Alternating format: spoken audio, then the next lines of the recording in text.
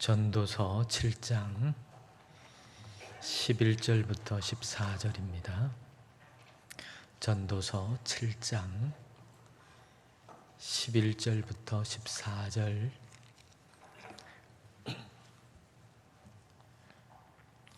우리 한 목소리로 같이 읽겠습니다. 11절부터 14절 함께 읽습니다. 지혜는 유산같이 아름답고 햇빛을 보는 자에게 유익이 되도다. 지혜의 그늘 아래에 있음은 돈의 그늘 아래에 있음과 같으나 지혜에 관한 지식이 더 유익함은 지혜가 그 지혜에 있는 자를 살리기 때문이니라. 하나님께서 행하시는 일을 보라. 하나님께서 굽게 하신 것을 누가 능히 곧게 하겠느냐. 형통한 날에는 기뻐하고 곤고한 날에는 되돌아보아라. 이 두 가지를 하나님이 병행하게 하사 사람이 그의 장래 일을 능히 헤아려 알지 못하게 하셨느니라. 아멘. 옆에 분 인사할까요? 살아계신 하나님께서 당신과 함께 하십니다. 이렇게 인사하겠습니다.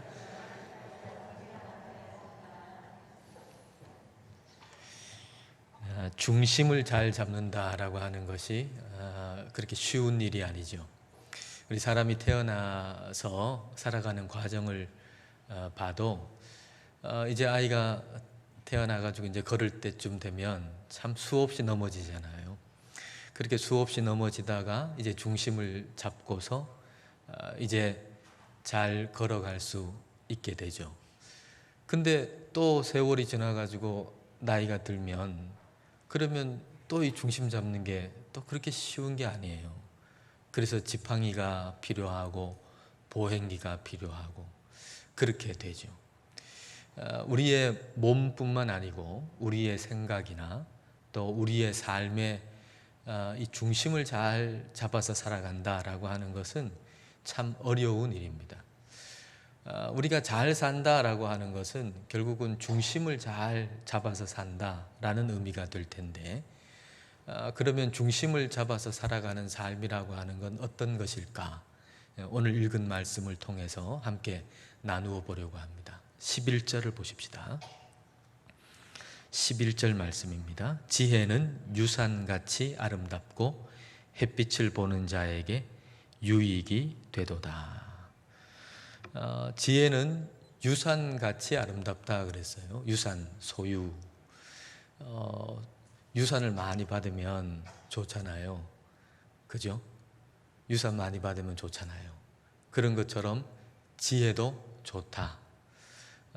이런 의미로 해석할 수도 있고, 근데 그 다음 절하고 연관해가지고 생각해 보면 그 해석보다는 유산 가치라고 번역된 이 단어가 히브리어로 임이라는 단어인데 무엇과 함께라는 의미입니다. 무엇과 함께. 그러니까 지혜가 유산과 함께 있을 때 좋다, 이런 의미가 되죠. 지혜가 유산과 돈과 소유와 함께 있을 때 좋다. 근데 이게 전도서가 어려운 게 뭔가 하면 이게 어떤 의미인지 더 파고 들어가야 된다는 거예요. 그냥 이렇게 표면적으로만 해석을 하면 잘못 해석할 수 있어요. 지혜가 유산하고 돈하고 같이 있으면 그거 좋죠. 근데 그거는 어떤 가치관이에요? 어디의 가치관이에요? 그 후반절에 뭐라고 돼 있죠? 햇빛을 보는 자에게 유익이 된다 그랬어요. 전도서에 자주 많이 나오는 단어가 뭡니까? 해 아래에서라는 단어 아닙니까? 햇빛을 보는 자는 누구예요? 해 아래에 있는 사람이에요. 그러니까 이 가치관은 해 아래의 가치관이에요. 그렇잖아요. 이 세상에 보편적인 사람들은 지혜와 돈이 같이 있을 때 좋지, 뭐 어느 하나만 있는 게 뭐가 좋아요? 둘이 같이 있어야 좋잖아요. 둘이 같이 있어야 유익이잖아요.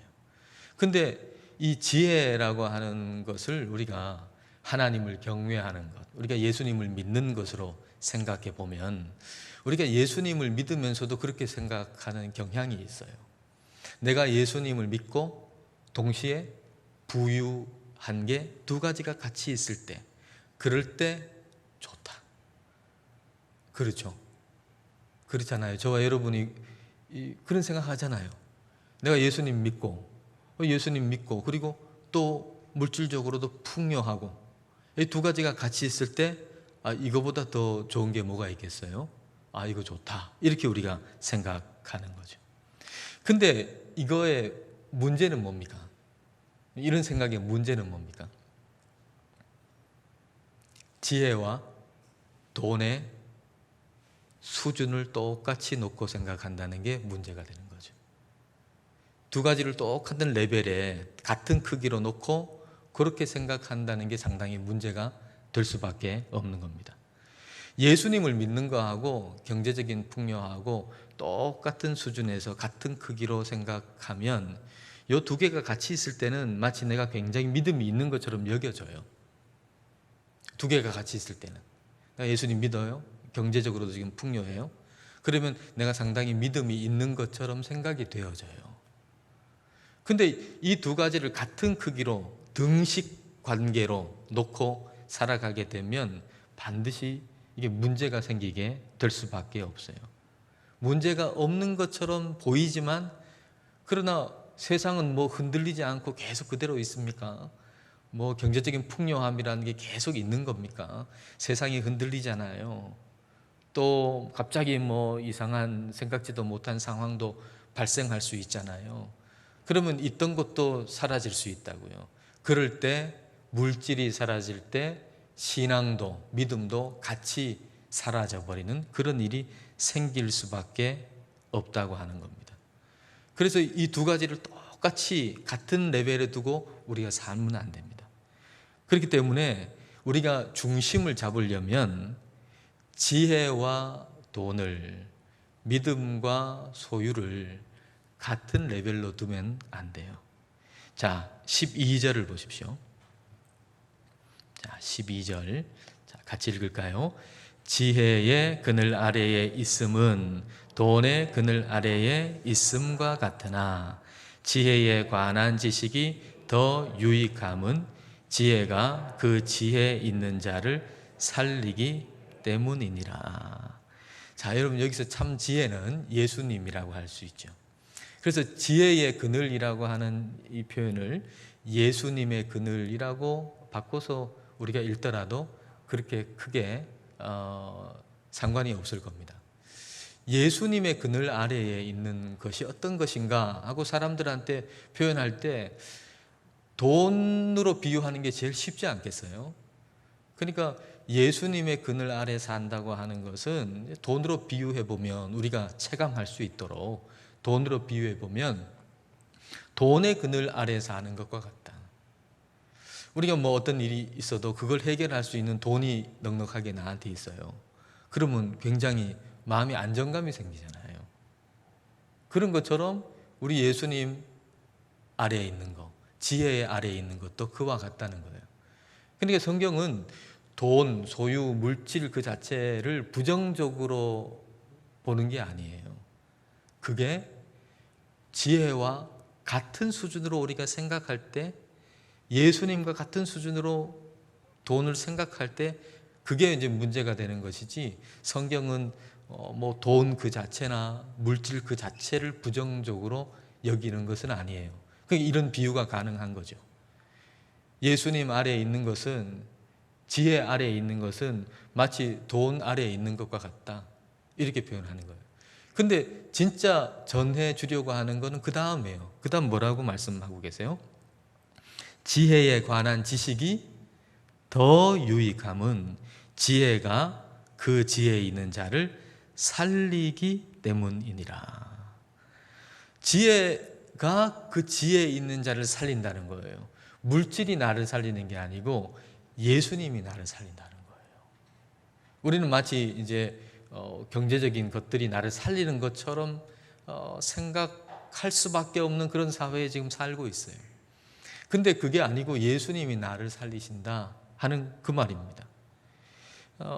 여기 어떤 분들은 지금 예수님을 믿고 그리고 동시에 경제적으로도 굉장히 안정이 돼 있는 분들이 있을 겁니다. 근데 그러면은 마음속에 생각하기를 이 정도 소유하고 있으니까 나는 문제가 없다. 충분히 잘 살 수 있다. 이런 생각이 들게 마련이거든요. 근데 이게 세상의 생각, 가치관하고 똑같은 게 내 마음속에 들어와 있는 거잖아요. 그래 이걸 전복시켜야 돼요. 이걸 뒤집어 엎어야 돼요. 이걸 뒤집어 엎기 위해서 우리가 항상 고백해야 될 것은 주님, 내가 아무리 돈이 많아도 주님 없으면 못 삽니다. 이 고백을 늘 드려야 돼요. 이게 뒤집는 거죠. 내 안의 가치관을 뒤집는 거죠. 내가 아무리 돈이 많아도 주님 없으면 못 삽니다. 이 고백이 내게 있어야 돼요. 근데 어떤 분들은 여기 예수님을 지금 믿고 있는데 근데 경제적으로 굉장히 어려운 분들도 있을 거예요. 위기에 지금 봉착해 있는 분도 있을 거예요. 그런 경우에는 또 마음속에 이거 가진 게 없어가지고 어떻게 사나. 이것도 똑같이 세상의 가치관이 내 안에 들어와 있는 거잖아요. 이걸 역시 전복시켜야 돼. 뒤집어 엎어야 돼. 주님, 제가 돈이 없어도 주님만 계시면 저는 살 수 있습니다. 이런 고백이 내 안에 있는 걸 뒤집어 엎는 거예요. 나한테 아무것도 없어도 주님만 계시면 제가 살 수 있습니다. 이런 고백이 또한 우리에게 있어야 할 겁니다. 그게 중심을 잡는 삶인 거죠. 중심을 잡는 삶. 여러분 지금은 위기의 상황 아닙니까? 근데 위기의 상황에는 항상 긍정적인 이면이 있어요. 위기의 상황에는 항상 부정적인 것만 있는 게 아니고 잘 보이지는 않지만은 긍정적인 이면이 있어요. 그래서 위기의 상황 가운데 중심을 잘 잡기 위해서는 이 긍정적인 이면을 바라봐야 합니다. 경제적으로 어려우면 오늘 지금 얘기가 이제 뭐 돈 얘기니까 경제적인 부분에서 어려우면 부모는 상당히 자녀한테 좀 미안한 마음이 들어요. 뭐 좀 해줄 수 있는데 못 해주니까 자녀들한테 너무 미안하잖아요. 그럼 미안한 마음이 들어요. 근데 꼭 그렇지만은 않아요. 여기에 긍정적인 이면이 반드시 있어요. 제가 10대 후반, 뭐 20대 초반 그때였던 것으로 기억이 나는데 저희 집이 상당히 좀 어렵게 됐어요. 뭐 근데 뭐 그때 뭐 자세한 경제적인 사항을 뭐 압니까? 자세히는 모르잖아요. 근데 그걸 알 수 있는 기회들이 있죠. 이사를 간다든지 뭐 이런 때 말이에요. 근데 이사를 갔는데 뭐 그 전에 살던 데하고는 정말 뭐 비교도 안 되는 곳으로 이사를 간 거예요. 그 전에는 단적으로 얘기하면 화장실이 안에 있었다 그러면 이사 간 곳은 화장실이 밖에 있어요. 그리고 그 화장실도 다른 사람들하고 같이 써야 하는 화장실이에요. 그러면 어떻습니까? 그래도 이렇게 좀 살다가 어느 정도 경제적으로 근데 갑자기 그렇게 어려워졌을 때 그때는 부모의 마음이 어떤가요? 뭐 본인도 힘들지만 자녀들한테 너무 미안하잖아요. 미안한 마음이 많이 들죠. 근데 제가 이제 기억이 나는 것은 그때 이제 뭐 밥을 먹잖아요, 같이. 밥을 먹는데 근데 항상 이렇게 둘러가지고 밥을 먹으면 부모님이 항상 그러시는 거예요. 우리는 어려워도 하나님이 복을 주셔서 이렇게 풍성한 밥을 먹는다. 그러시는 거예요. 근데 지금 생각해 보면은 그게 뭐 풍성한 밥상도 아니에요. 고기 뭐 좀 올라온 거. 그게 이제 다인데. 근데 그때는 진짜 그게 풍성하게 보였어요. 그리고 생각하기를 아니 뭐 하나님이 복 주시면 뭐 이런 데서 살아. 뭐 이런 생각도 할 법한데 그런 생각을 도무지 하지를 못했어요. 왜냐하면 부모님의 표정, 그냥 이제 하는 얘기가 아니고 진짜로 감사하고 진짜로 기뻐서 하는 그 표정의 말이었어요. 우리는 어려워도 경제적인 어려움이죠. 경제적으로 어려워도 하나님이 복을 주셔서 이렇게 식탁 먹을 때마다 풍성하다.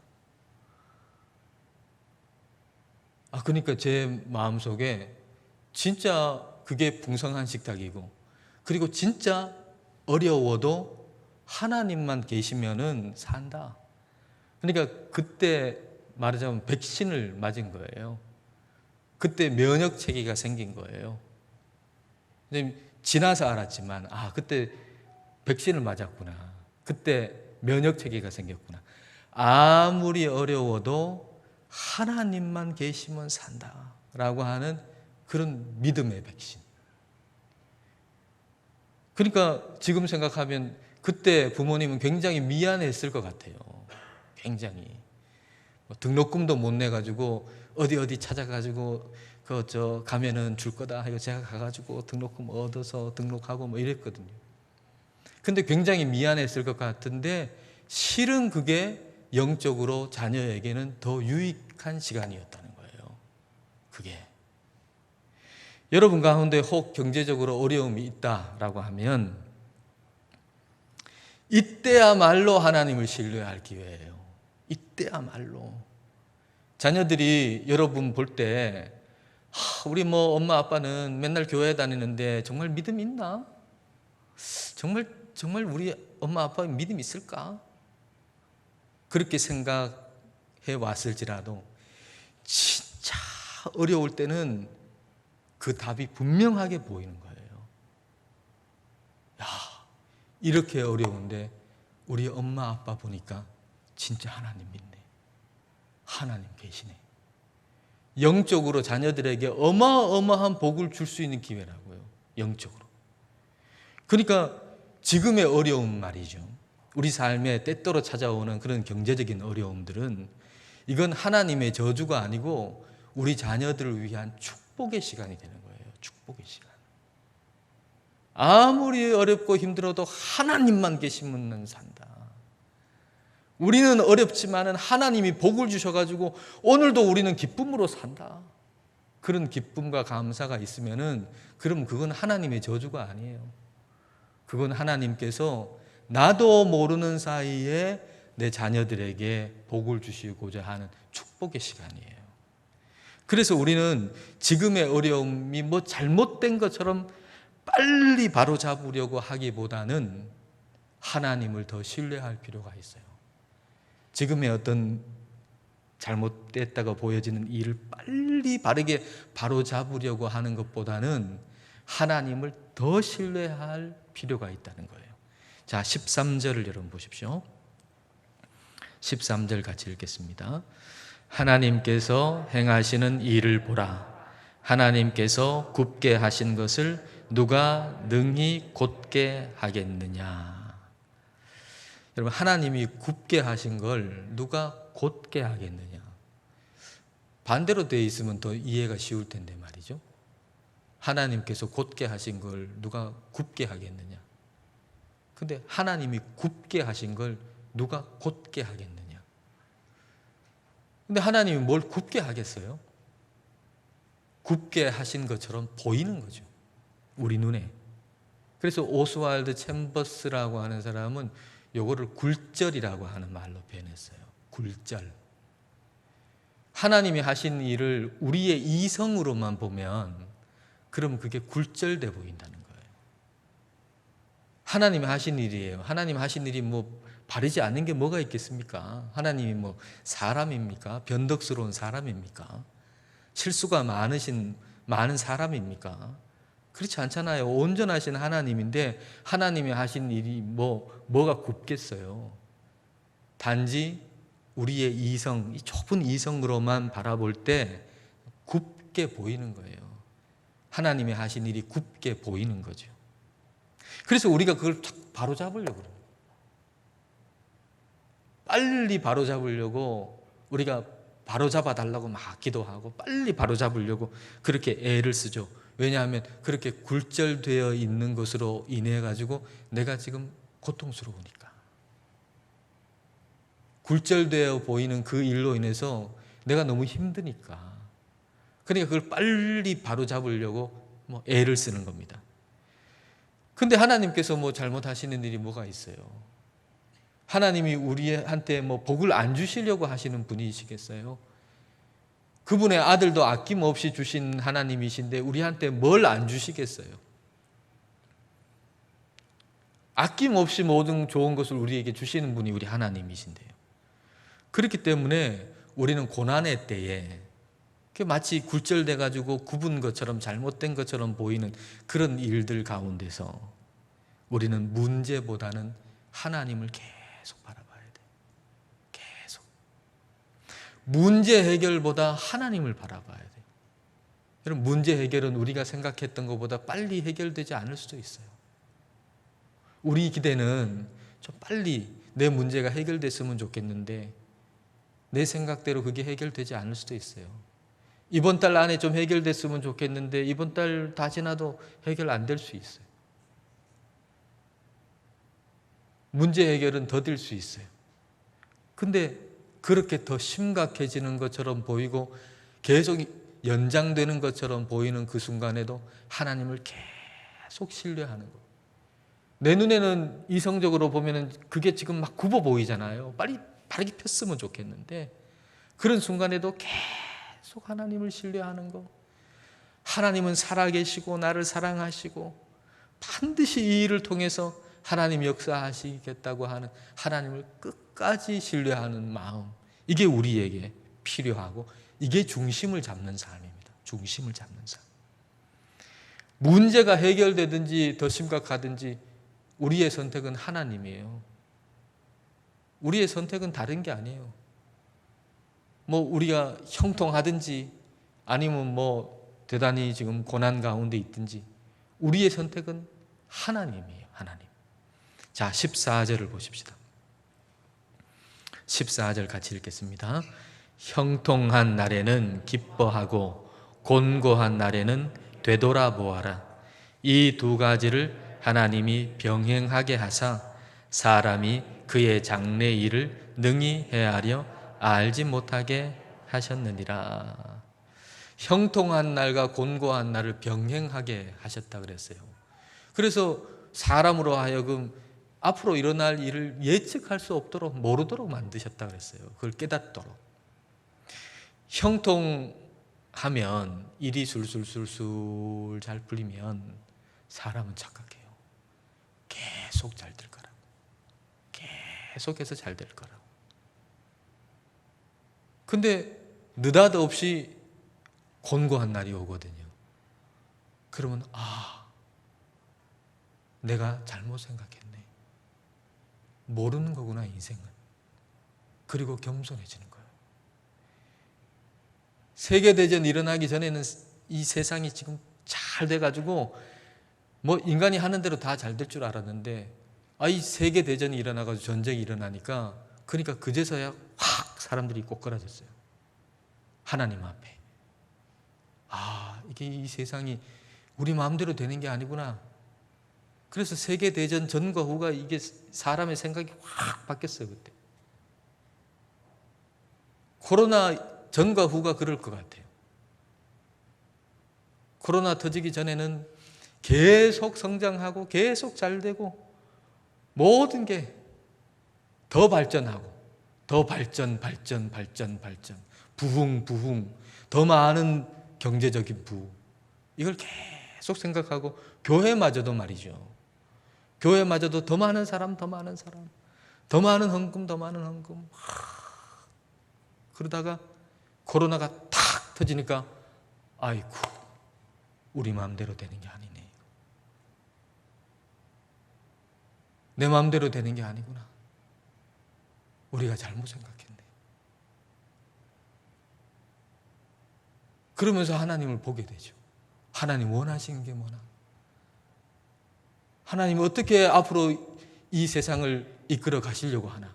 그제서야 하나님을 보잖아요. 겸손해지는 거예요. 겸손해지는 거예요. 지금 형통할 때, 그러니까 그때는 교만할 이유가 없어요. 지금 뭐가 잘 풀리고 좋다고 그래가지고 교만할 필요 없어요. 그때는 감사하고 기뻐하고 곤고한 날이 그게 내가 잘못 선택해가지고 찾아오기도 할 것이고, 아니면 내 힘과 상관없이 그냥 환경에 의해서 찾아오기도 할 텐데, 뭐 그때에는 되돌아보라 그랬어요. 되돌아보라. 되돌아보라라고 번역된 단어가 라흐거든요. 라흐. 근데 우리말도 다른 말로 번역하면 의미는 전달이 돼도 묘미는 전달이 잘 안 되잖아요. 히브리어도 마찬가지예요. 형통한 날에는 기뻐하고 곤고한 날에는 되돌아봐라. 이렇게 번역되어 있는 걸 히브리어를 이렇게 좀 섞어가지고 얘기해 보면, 토부한 날에는 토부하고 라한 날에는 라흐해라, 이렇게 되죠. 이게 비슷한 이 단어를 가지고서 발음이 되는 단어로서 이렇게 쭉 적어놨어요. 토부한 날은, 좋은 날에는 토부하고 좋아하고, 라한 날에는, 악한 날, 불행한 날에는 라흐해라. 라흐라고 하는 건 보라는 거거든요. 불행한 날, 곤고한 날에는 보라는 거예요. 우리가 곤고한 날, 역경을 당하고 어려움을 당하면 봐야 되는데 그게 잘 안 보여요. 그 불행한 날에도 의미가 반드시 있는데 그 의미가 잘 안 보입니다. 그리고 하나님이 그때에도 함께 계신데 하나님이 함께 계시다는 게 잘 안 보여요. 그래서 보라 그러는 거예요. 봐라. 곤고한 날에는 봐라. 하나님이 여기 계시다고 하는 걸 봐라. 근데 그거 어떻게 보겠습니까? 지금 너무 곤고하고 너무 역경 가운데 있어가지고 고난이 너무 심해가지고 하나님이 지금 여기 계시다고 하는 게 지금 잘 안 보이는데 어떻게 봐요? 되돌아볼 때 보이는 거죠. 지난 날을 되돌아보는 거예요. 지금까지 살아온 날들 동안 하나님이 함께 하셨구나. 그러면 지금도 함께 하시겠네. 지금도 함께 하시는구나. 그리고 앞으로도 함께 하시겠구나 라고 하는 걸 보게 되는 것입니다. 우리 상황이 어떠하든지 최고의 선택은 하나님이에요. 최고의 선택은 하나님을 바라보고 하나님을 예배하는 거예요. 내가 지금 기쁠 때나 아니면 슬플 때나 곤고할 때나 일이 형통하게 잘 될 때나 우리의 선택은, 최상의 최고의 선택은 하나님을 바라보고 하나님을 예배하는 거예요. 자, 야고보서 5장 13절 말씀입니다. 자, 같이 읽을까요? 너희 중에 고난 당하는 자가 있느냐? 그는 기도할 것이요. 즐거워하는 자가 있느냐? 그는 찬송할지니라. 고난 당하는 자는 뭐 하래요?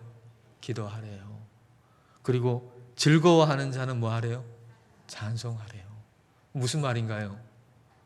고난 당할 때나 즐거울 때나 하나님 바라보고 하나님 예배해라, 그 얘기죠. 그러니까 우리의 선택은, 중심 잡는 삶에서의 선택은 하나예요. 우리의 상황이 어떠하든지 우리 하나님을 바라보고 하나님을 예배하는 것, 이게 중심을 잘 잡는 사람의 선택인 겁니다. 우리 모두가 이 흔들리는 세상 가운데서도 중심을 잘 잡아나가는 삶을 살아갈 수 있기를 축복합니다.